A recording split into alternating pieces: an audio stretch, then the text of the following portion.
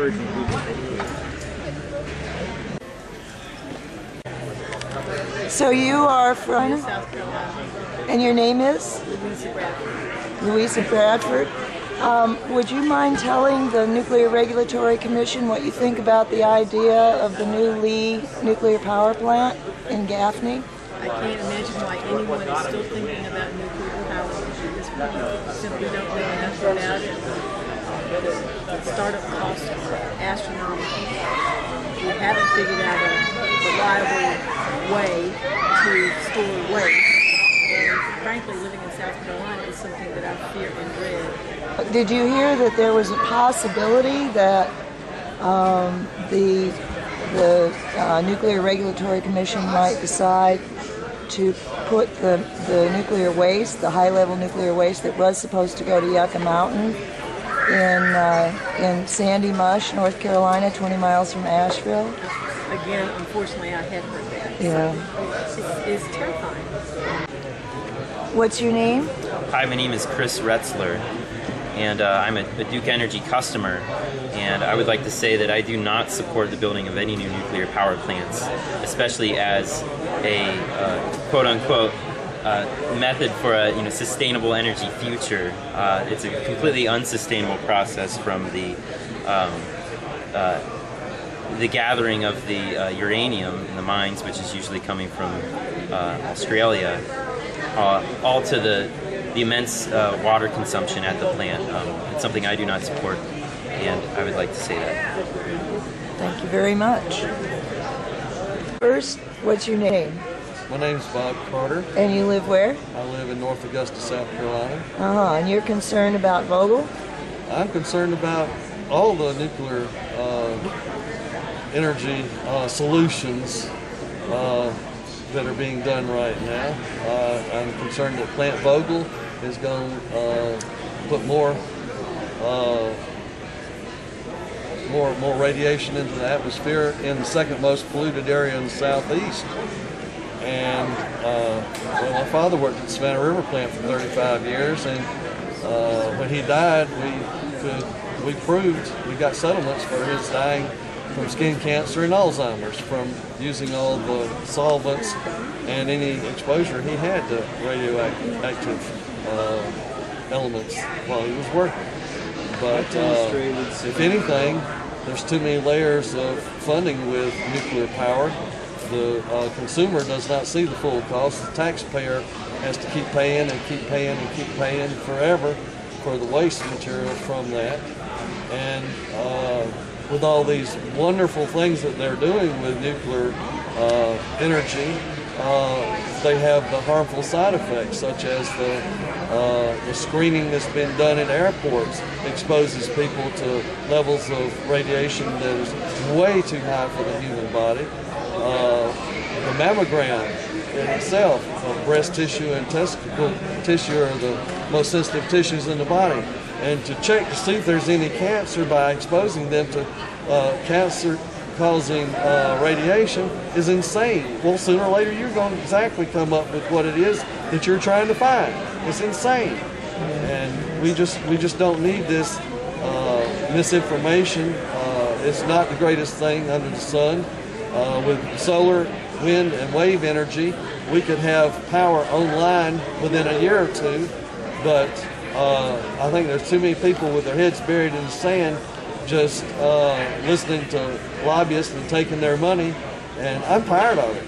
I'm tired of it. As a citizen, I demand that this nonsense stop. Okay, it's recording.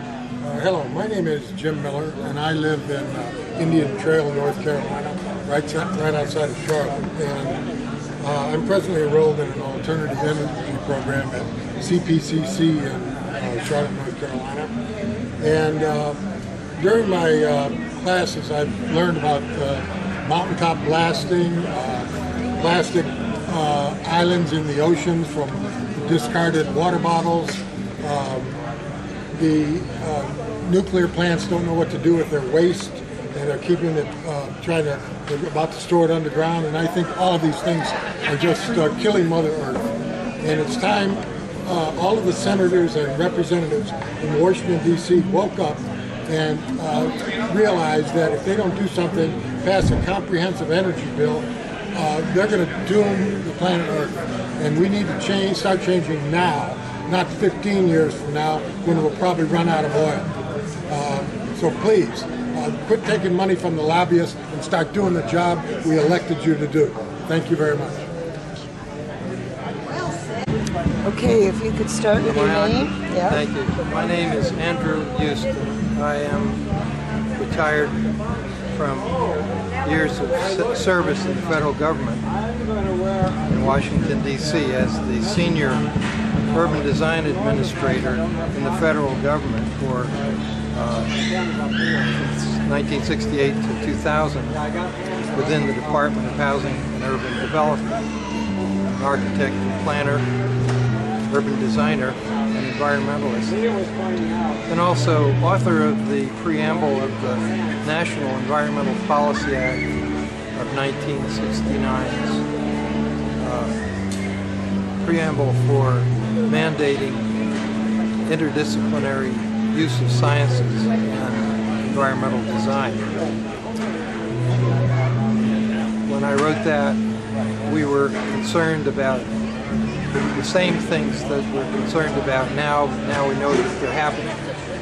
The concern I have about nuclear is that it's very clear it's tied to the oil industry. They have stood behind the idea of nuclear being the follow-up for oil. And so my concern about that is it's an industry, it's a banking, military-industrial banking, oil, petroleum, complex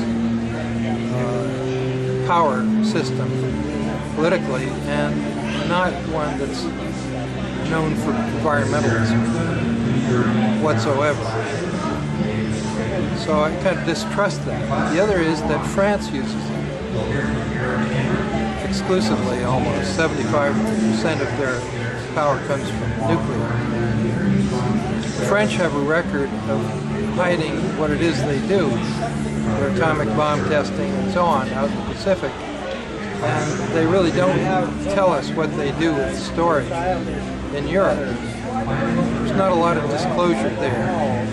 In this country there's been disclosure, but what we're seeing is, for example, the opportunity of the power behind these industries determining things like the alignment of I-26, the north-south route that could be to Canada in the end, connecting, in this case, potentially with Oak Ridge and Savannah River nuclear laboratories, repositories, and so on.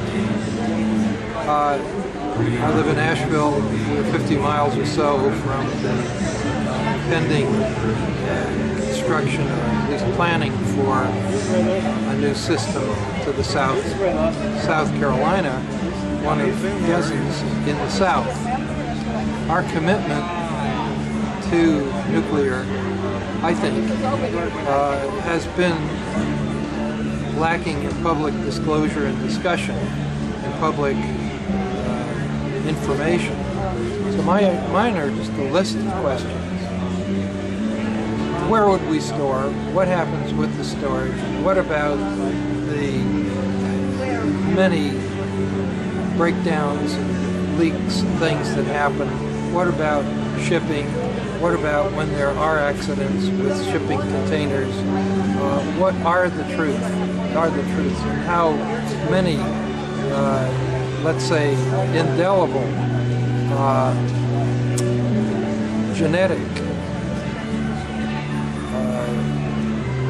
tragedies could become a reality if we were just totally running around making these our way of life in place of fossil fuels. It would be great if we could use something to replace fossil fuels and get past carbon, but we don't have to go one way, and it seems like the nuclear requires an extraordinary amount of federal funding, federal guarantees.